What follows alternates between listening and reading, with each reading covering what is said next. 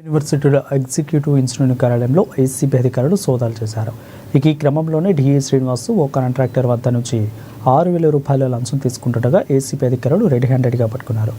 Osmania university Maneru hostel భవనం మరమ్మత్తు పనులకు సంబంధించి ఓ కాంట్రాక్టర్కు 14 లక్షల పెండింగ్ బిల్లులు చెల్లించాల్సి ఉందని డిఎస్పీ శ్రీధర్ తెలిపారు. అయితే 11,000 లంచం ఇస్తే ఆ బిల్లులను క్లియర్ చేస్తానని డిఈ శ్రీనివాస్ అన్నాడని పేర్కొన్నారు.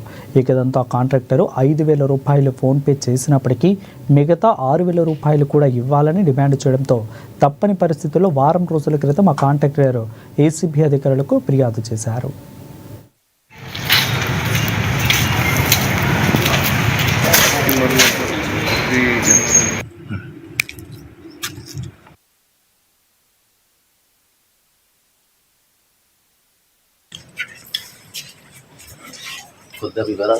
నమస్తే, నేను Gangasani Sridhar, DSP anti corruption bureau, Hyderabad city. Actually 3 days back ఇక్కడ ఉస్మానియా యూనివర్సిటీ ఒక హాస్టల్లో వర్క్ చేశాము.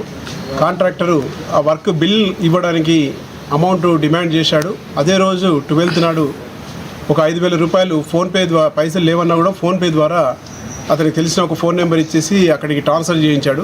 ఇంకొక 6,000 ఇవ్వమని డిమాండ్ చేస్తున్నాడని కంప్లైంట్ వచ్చేది.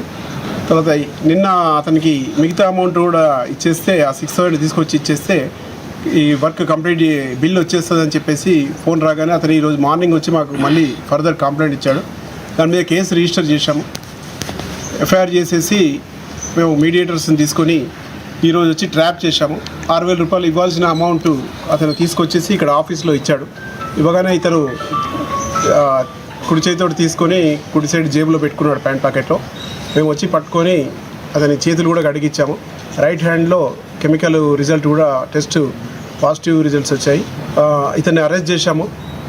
ఈరోజు ఇక్కడ ప్రొసీజర్ అంతా కంప్లీట్ అయ్యాక కోర్టులో ప్రొడ్యూస్ చేస్తాము, రిమాండ్ చేస్తాం.